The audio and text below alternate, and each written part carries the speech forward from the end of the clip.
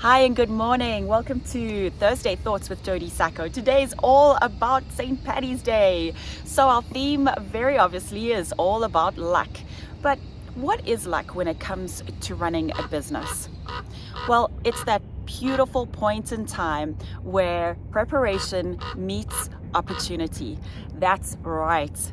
Unless you are super prepared in your business and understand what it is that you need, you will never ever see those opportunities that could be right in front of your face.